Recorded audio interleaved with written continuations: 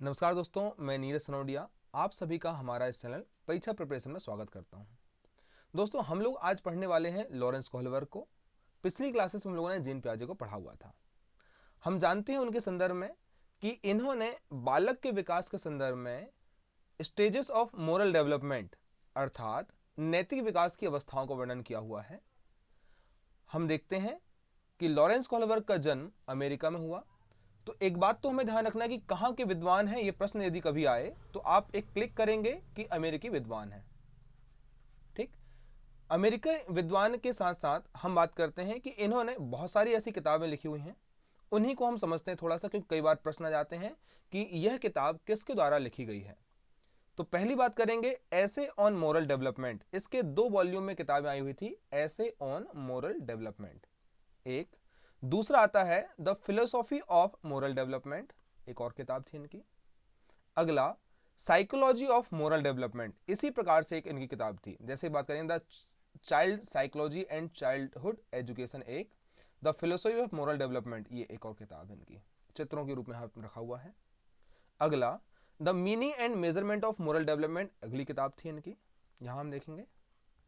फिर आती है Lawrence Kohlberg's approach to moral education and child psychology and child education a cognitive development, ये इनकी किताब अलग से जाती है। तो यहाँ से हम लोग एक और अलग किताब को बांट लेंगे हम लोग इस तरीके से, child psychology and child education a cognitive development नाम से ये जो किताब है ये वाली सेम, ये लास्ट में यहाँ पर। तो इनकी किताबें हुई। तो मेनली हम बात करेंगे ये किताब 1, 2, 3, 4, 5 और 6, टोटल 6 किताब लगभग मेन है जो उन्होंने लिखी हुई थी। और इस संदर्भ में हमें याद में कभी बार प्रश्न में आ जाते हैं। कई बार टीटी के प्रश्न में आए हुए हैं कि ऐसे ऑन मोरल डेवलपमेंट नामक किताब किसने लिखी हुई है, तो हमें बताना है लॉरेंस कोहलबर्ग ने लिखी हुई है। लॉरेंस कोहलबर्ग कहाँ के रहने वाले हैं, तो हम बताएंगे कि अमेरिका के विद्वान हैं। ठीक, चलते हैं कि इन्होंने क्या कहा और क्या नहीं, देखते हैं। तो पहली बात हम देखेंगे कि भाई इन विद्वानों ने अपने इस पूरे अध्ययन के माध्यम से बताया कि बच्चों में नैतिक विकास कैसे होता है। तो आज का जो सिद्धांत हमारे पास रहेगा कि लॉरेंस कोहलबर्ग का नैतिक विकास का सिद्धांत। ठीक, तो नैतिकता क्या है भाई, ये बात समझेंगे, और मोरल डेवलपमेंट क्या है इसके बारे में समझेंगे। मोरलिटी की बात कही जाती है, क्या सही है और क्या गलत है, क्या होना चाहिए और क्या नहीं होना चाहिए। तो नैतिकता की परिभाषा काल, मतलब कि पीरियड, समय जिसे हम कहते हैं, परिस्थिति, और इनके साथ और बिंदु आते हैं काल परिस्थिति के साथ साथ में कि समाज, परिवेश आदि के आधार पर बदलते जाती है। जैसे कि कहा जाता है कि भारतीय संदर्भ में जुआ खेलना अपराध है, इसी प्रकार से कई बार जुआ खेला जाता है, कहां पर, दिवाली के टाइम पीरियड में आपने सभी ने देखा होगा कई बार खेला जाता है।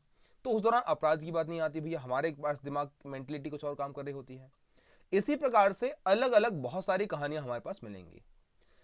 तो लॉरेंस कोहलबर्ग ने एक कहानी के माध्यम से समझाने का प्रयास किया हुआ था। तो यह एक कहानी मिलती है हमको हेनेज की।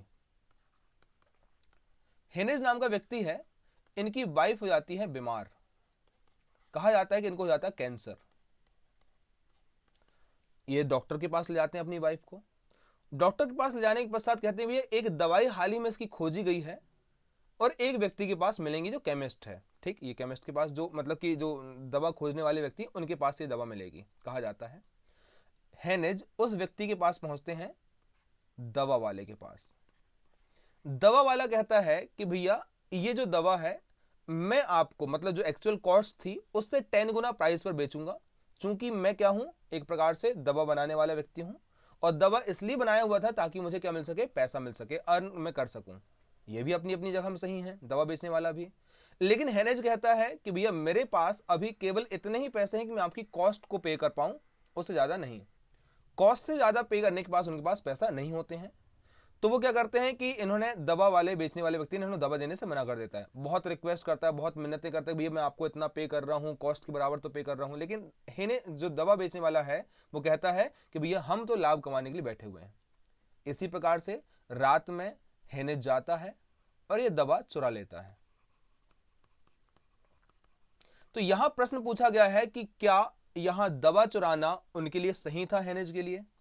संभवतः ये समाज की नजरों में एक गलत बात है, लेकिन परिस्थिति के आधार पर हम देखें तो चूंकि उन्हें अपनी वाइफ को बचाना था इसलिए उन्होंने यहां पर दवा चुराना सही समझा। हो सकता है उनका मानना हो कि भाई जितने दिन समय जेल में मैं काटूंगा दवा चुराने के संदर्भ में, मेरी वाइफ तो बची रहेगी, तो मैं उनको देख तो पाऊंगा, बातें तो कर पाऊंगा, ये बातें शायद हो सकती हैं। तो इस प्रकार की अलग अलग कहानियां हमें यहां देखने को मिलती हैं। तो हेनेज की कहानी के माध्यम से उन्होंने बताने का प्रयास किया कि भाई क्या सही हो सकता है, क्या गलत है, ये परिस्थिति पर विशेष डिपेंड करता है।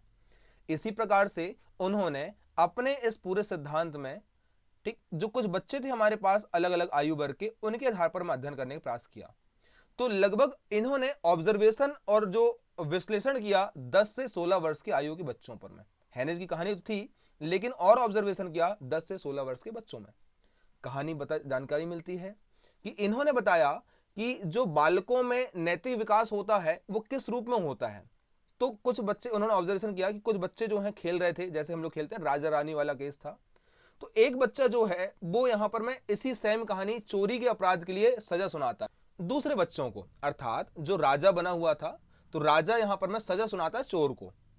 तो यहां पर लॉरेंस कोहलबर्ग सोच में पड़ जाते हैं, यार बच्चे इतना अच्छा कैसे सोच पा रहे हैं, एक जो चोरी करने वाला व्यक्ति है उसके लिए सजा सुनाने का प्रावधान, हो सकता है अपने परिवेश से देखा होगा, परिवेश से समझा होगा, इस प्रकार की बातें वो सोचते हैं।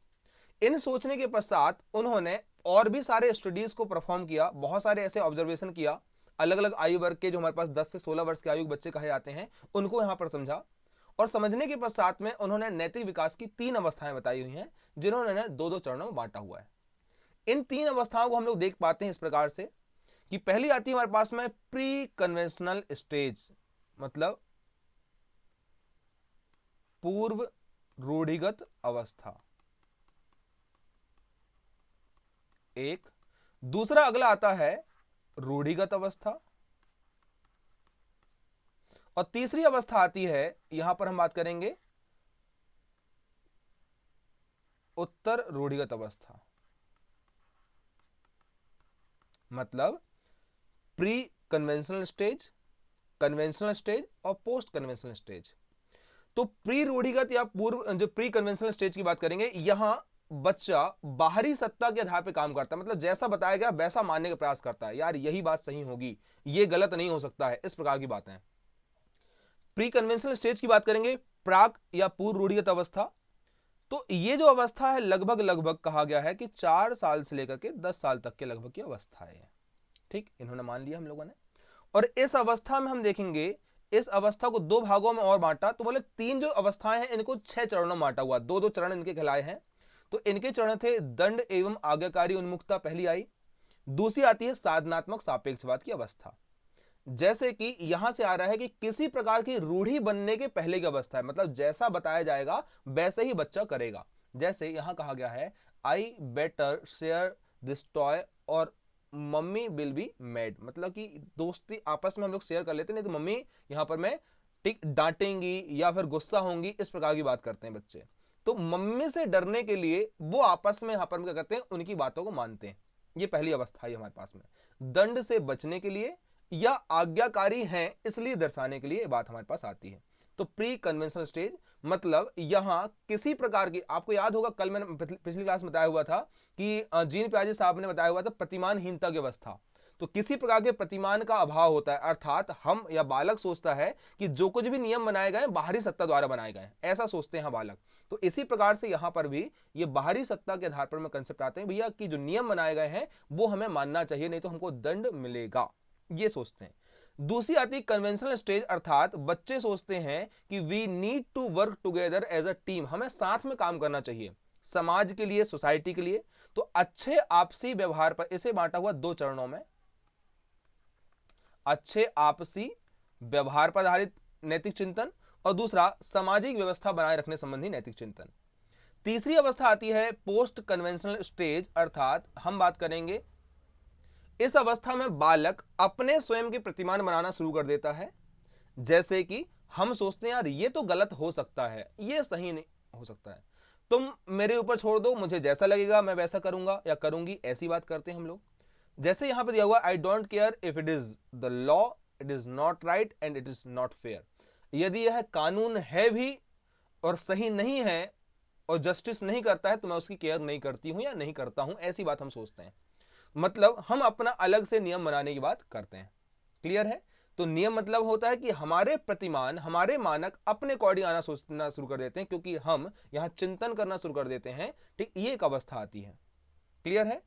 अब चलते हैं दूसरी अवस्था में, अर्थात प्री कन्वेंशनल स्टेज, दूसरा कन्वेंशनल स्टेज और तीसरा पोस्ट कन्वेंशनल स्टेज। पूर्व रूढ़िगत अवस्था, कोई रूढ़ियां नहीं थी, हम केवल सोच रहे हैं कैसे कि जैसा हमको बताया गया है। दूसरा रूढ़िगत अवस्था और तीसरा आता है उत्तर रूढ़िगत अवस्था, अर्थात हमारे प्रतिमान, हमारे मानक बनना शुरू हो जाते हैं। अब यहां देखते हैं इन अवस्थाओं को अलग अलग रूप में बोलेंगे। पहली अवस्था आती है प्राक या पूर्व रूढ़िगत अवस्था, 4 से 10 साल तक की, इसे बोलेंगे स्टेज 1 प्री कन्वेंशनल स्टेज। इसमें इसे दो चरणों में बांटा हुआ है, तो हम बात करेंगे चरण स्टेज 1, स्टेज 2, स्टेज 3 ये है, स्टेज 4 ये है, स्टेज 5 ये है और स्टेज 6 ये है। तो 6 चरण हम मिलेंगे। तो नैतिक विकास के 3 अवस्था कितनी है, किसने बताया हुआ है, तो कोहलबर्ग बात करेंगे। कितने 6 चरण किसने बताया, तो कोहलबर्ग ने बताया हुआ है, हम ध्यान रखेंगे। तो पहली आती है दंड एवं आज्ञाकारी उन्मुक्तता की अवस्था, अवॉइडिंग पनिशमेंट। बोले यहां जो बालक है इस प्रकार से अपनी बातों को प्रेजेंट करता है कि भैया, या इस प्रकार से नियमों को मानने का प्रयास करता है कि हमें दंड ना मिल पाए, हम अपने आप में आज्ञाकारी बने रहें, ऐसी बालक सोचता है। जैसे मम्मी मारेगी या डांटेगी, इस प्रकार की बातें आती हैं। ठीक, यहां पर हम देखते हैं इस अवस्था में जो हमारे पास प्राक रूढ़िगत अवस्था आई हुई है, ठीक, यह हमारे पास पूर्व रूढ़िगत अवस्था थी दंड एवं आज्ञाकारी उन्मुक्तता की। इसके पश्चात कुछ समय पश्चात यदि बालक बड़ा हो जाता है तो यहां आती साधनात्मक सापेक्षवाद की अवस्था। साधनात्मक सापेक्षवाद का मतलब क्या हो गया भैया, तो एमिटिंग इट अ रिवार्ड एक प्रकार से आता है, और इसे हम कहते हैं स्वकेंद्रित अवस्था, ईगोसेंट्रिक अवस्था भी कहते हैं। मतलब बच्चे यहां चिंतन करना शुरू कर देते हैं और सोचते हैं यार यदि हम सही करते हैं या गलत करते हैं, ठीक है, अच्छी बात है, लेकिन जो अवसर मुझे मिल रहे हैं दूसरों को भी वैसे ही अपने हित के आधार पर काम करने का मौका दिया जाना चाहिए। कहते हैं कि यदि अपने हितों के बारे में व्यक्ति सोचता है, सेल्फ सेंट्रिक की बात कर रहे हैं, अपने हितों के बारे में सोचता है और दूसरों को भी वैसे ही अवसर प्रदान करना है, तो कोई गलत नहीं है। एग्जाम्पल देता हूं, जैसे कि मम्मी कहीं बाहर जाती हैं, कहती हैं बेटा टीवी चालू मत करना। अब यदि टीवी चालू करने की बात नहीं बोल करके चली गई मम्मी, तो बच्चों को यहां घर में रख दिया, पढ़ाई करना, शांत बैठना। दो बच्चे हैं, एक आपका लगभग 2 से 3 साल का या 4 से 5 साल का बच्चा है, और एक यहां हम ले लेते हैं लगभग में, ठीक, आपके 7 से 8 साल का बच्चा है। दो बैठे हुए हैं। ठीक, ये बड़ा बच्चा थोड़ा सा चंचल प्रकार का है, छोटा बच्चा बिल्कुल आज्ञाकारी दर्शाई देगा, यार मम्मी मारेगी, आपको पता है, सबको पता है, क्योंकि एक आध दिन किसी समय सुटते हुए इस भाई को देख लिया होगा उन्होंने, ऐसा बोल सकते हैं हम लोग। तो 4 से 5 साल तक का जो बच्चा है वो सोचता है मम्मी ने जैसा बोल गया है अक्षरशः वैसा ही पालन करना है, वर्ड टू वर्ड, कि टीवी चालू नहीं होना चाहिए, यहीं बैठना है। ये बच्चा सोचता है यार टीवी चालू कर लेते हैं, क्या करेंगे, तो इसको कहता है देख भाई, तेरा छोटा भीम मैं लगा दूंगा थोड़ी देर के लिए, मैं भी देख रहा हूं, तो मैं थोड़ी देर ये देखूंगा, थोड़ी देर बाद ये देखूंगा, लेकिन मम्मी से कहना मत। तो ये इसको क्या कर रहा है, मौका दे रहा है। कौन सा, इस अवस्था में साधनात्मक सापेक्षवाद, साधनों के अकॉर्डिंग सापेक्षता स्थापित करना कि भैया जो हमारे पास व्यक्ति केंद्रित है, अपने आप को यदि कोई चीज मिल रही है तो मतलब हम क्या करेंगे, यहां पर में आपको भी मिल जाए, थोड़ा सा हमको भी मिल जाए, मिल बांटकर आपस में कुछ कर लेंगे, बाकी सामने वाले को पता नहीं चलना चाहिए। साधनात्मक सापेक्षवाद की अवस्था। तो ये क्या करेगा, इसको इधर बता देगा कि बेटा एक काम करते हैं, दोनों आपस में बैठ करके काम करेंगे, ठीक, मम्मी को बस बताना मत। बोले ठीक, तो यहां पर मैं इसने टीवी चालू किया, ये देखना चालू है, उसके बाद ये भी इसका भीम में लगाया जाता है। जैसे ही मम्मी आई, फिर हमारे पास ये भाई शुरू हो जाता है चुगलखोरी टाइप में से, मम्मी मम्मी भैया ने टीवी चालू किया था, मुझे कहा था कि आप ऐसा ये वाला देख लेना, मैं ये वाला देखूंगा, मम्मी को बताना मत। खत्म, पूरा खोल दिया भाई ने। इधर इसको सुटाई चालू। सुटाई चालू मतलब क्या हो गया, ये दंड एवं आज्ञाकारी उन्मुक्तता उसके सामने आ गई। इसी प्रकार से अब चलते हैं रूढ़िगत अवस्था में। रूढ़िगत अवस्था अर्थात कन्वेंशनल स्टेज बोलेंगे हम लोग। तो इसे कहते हैं 10 से 13 साल की अवस्था होती है, इसे कहते हैं हम लोग कौन सी, पहली इसे बांटेंगे हम लोग अच्छे आपसी व्यवहार पर आधारित व्यवस्था, और दूसरी आती है सामाजिक व्यवस्था बनाए रखने संबंधी नैतिक चिंतन। बोले यहां पर जो बच्चे का एप्टीट्यूड होता है, एटीट्यूड होता है, इनकी सोच होती है, वो कैसी होती है, गुड बॉय बैड बॉय वाली कहानी। मम्मी ने बोल दिया ऐसा तो बोले कि गुड बॉय, और नहीं तो भाई bad boy. Good girl bad girl वाली कहानी, अच्छे हो आप नहीं हो तो मम्मी जैसे या कोई और व्यक्ति आते हैं, जैसे मामा जी आते हैं, हमेशा मामा जी फूफा जी की बात करूंगा मैं, ये जब आते हैं तो बच्चे से पूछते बेटाओ टेबल कहां तक याद है, तो भैया हमारे पास टेबल से बताना शुरू कर देता है। जिसको याद है आपका 5 तक की या 10 तक की उसकी अकॉर्डिंग, स्थिति के अकॉर्डिंग, तो बोले बहुत बढ़िया, शाबाश, गुड गुड बच्चा, बोल दिया हम लोगों ने। जिसको याद नहीं था, और बड़े वाले से हमेशा पूछा जाता कौन सा आपका 9 का, 14 का, कठिन वाले 17 का जो याद नहीं होते हैं, इसको बोलेंगे यार बुरा आदमी, बेकार बच्चा है। इसके सामने, छोटे वाले के सामने बोल रहे अच्छा गुड बॉय, इसके सामने हम बोले यार बेकार लड़का है ये, तो ये सोचता है यार वाह फूला नहीं समा रहा है, मेरे को गुड बॉय बोल दिया, क्या बात है। तो हम इसी प्रकार से गुड की चाह में सब कुछ अच्छा अच्छा करते जाते हैं। यहां पर अच्छे आपसी व्यवहार पर आधारित व्यवस्था। तो प्रश्न पूछा हुआ है कि कोहलबर के अनुसार good boy bad boy concept किस अवस्था को कहा गया है, तो आप बताएंगे थर्ड स्टेज को कहा गया है good boy bad boy concept. कौन सी अवस्था आ रही है यहां पर में, थर्ड स्टेज। ये इसे आप ध्यान रखेंगे, ये अच्छे आपसी व्यवहार पर आधारित चिंतन है, ये थर्ड स्टेज है, good boy and bad boy, bad girl, good girl attitude जो है। इसी प्रकार से हम बात करेंगे सामाजिक व्यवस्था बनाए रखने संबंधी जो चिंतन है, loyalty and law, loyalty to law and order की बात करें यहां पर मैं, तो वो चिंतन हमारे पास आता है। यहां बालक इसलिए व्यवहार को या अच्छी बातें करता है या नैतिक नियमों को अपनाता है ताकि व्यवस्था बनी रहे, गलत ना हो, मम्मी पापा शांत रहे, पिटाई न कर दें अचानक से, ऐसी बातें आती हैं। ये सारी चिंतन की बात कही गई है। अगली हमारे पास आती है उत्तर रूढ़िगत अवस्था, अर्थात इसे बोलेंगे पोस्ट कन्वेंशनल स्टेज या लेवल। इससे या 13 वर्ष से अधिक की अवस्था होती है। यहां सामाजिक अनुबंधन बनाए रखने संबंधी जो चिंतन है वो, अर्थात justice and spirit of the law.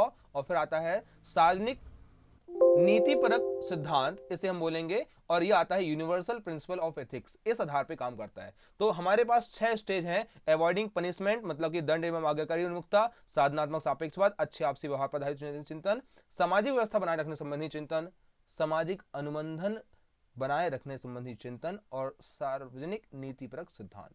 तो ये 6 अवस्थाएं हैं, 6 चरण हैं, और टोटल 3 अवस्थाएं यहां बताई गई हैं। इन्हीं अवस्थाओं को देखते हैं एक एक करके हम लोग। पहली आती है प्राक या पूर्व रूढ़िगत अवस्था। यह अवस्था 4 से 10 वर्ष तक की बताई गई है। इसमें पूर्व परंपरागत अवस्था के नाम से भी जान रहे होते हैं। यह बालक सही और गलत का निर्णय अपने प्रतिमान पर ना कर करके दूसरों के मानकों के आधार पर करता है। उसे अच्छे बुरे का की पहचान उसके भौतिक परिणाम के आधार पर पड़ती है। जैसे कि बच्चे को, भाई को पिटाई पड़ गई तो यार इसका परिणाम बेकार है, ऐसा नहीं करना है, शाबाशी मिल गई तो ऐसा करना चाहिए। तो दंड से बचने के लिए या पुरस्कार पाने के लिए बच्चा ऐसा व्यवहार करता है। इसे 2 भागों में बांटा हुआ, जैसे बात करेंगे, दंड एवं आज्ञाकारी उन्मुक्ता वाली अवस्था है, और दूसरा साधनात्मक सापेक्षवाद की अवस्था। जैसे जहां बालकों की नैतिक सोच पर आधारित होती है, कैसे कि बालक दंड से बचने के लिए और आज्ञाकारी बनने के लिए उन सभी नियमों को मानता है जो उसे बताए गए थे, दंड एवं आज्ञाकारी उन्मुक्ता।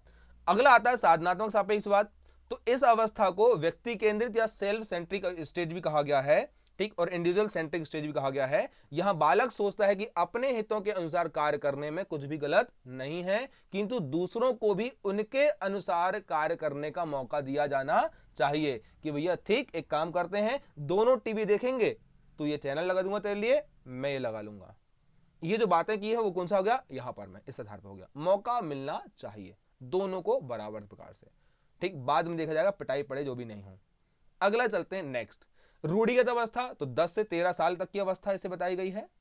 इस अवस्था में बालक उन सभी नियमों को या क्रियाओं को सही समझता है जो उसे समाज के नियम के अनुकूल लगते हैं और जिससे दूसरों को मदद मिल सके। इस अवस्था में बालक एक पूर्व आधारित सोच के आधार पर काम करता है, ठीक।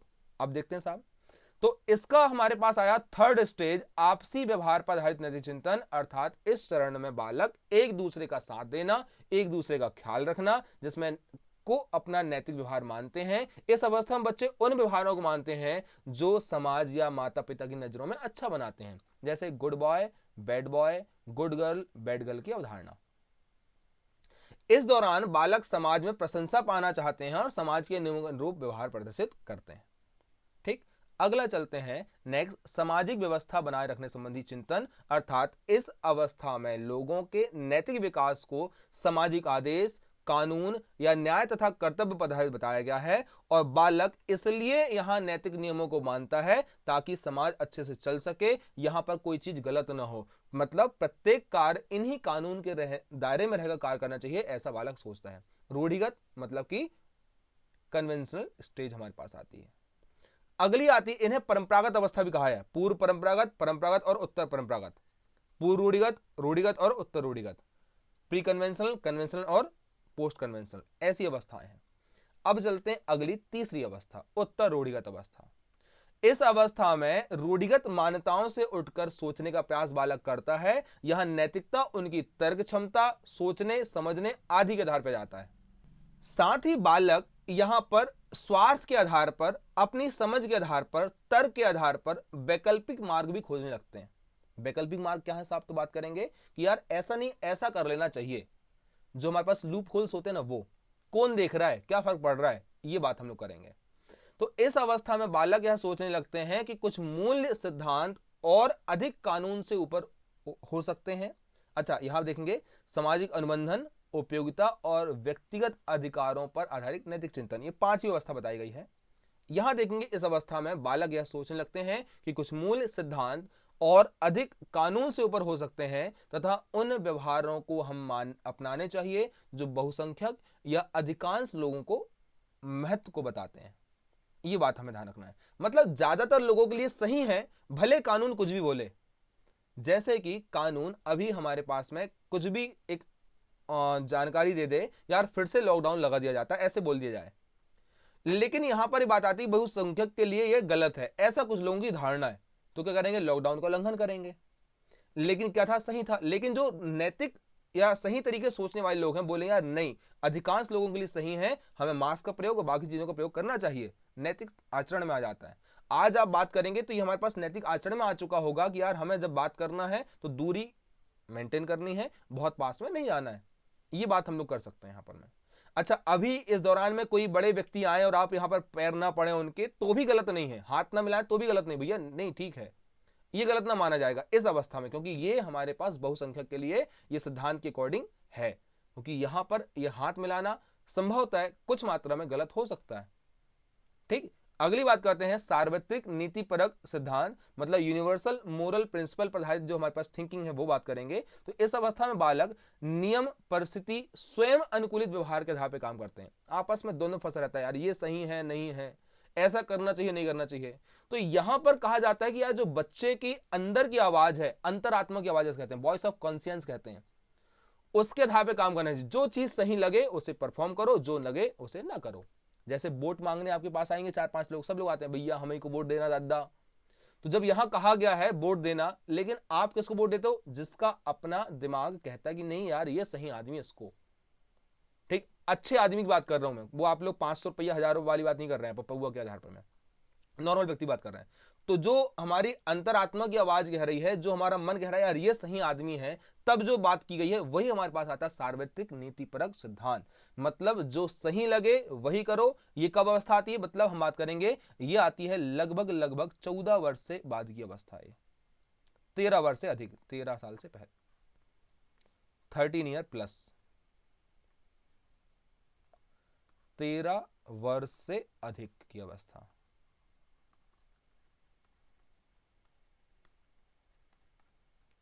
ठीक, ये हमें ध्यान रखना है। तो यहां पर मैं कोहलबर्ग साहब ने बोला हुआ है कि भैया जो नैतिक विकास हो रहा है ना, सभी बालकों में एक अवस्था के अनुसार हो रहा होता है। यहां पर आपसी वातावरण भी प्रभाव डालेगा और साथ साथ में हमारे जो पूर्वजों या हमारे परिवार के जन के लोग थे, उनके द्वारा जो बातें बताई गई हैं वह भी यहां प्रभाव डालेगी। ये हमें ध्यान रखना है। क्लियर है? तो ये सारी बातें आती हैं महत्वपूर्ण रूप से।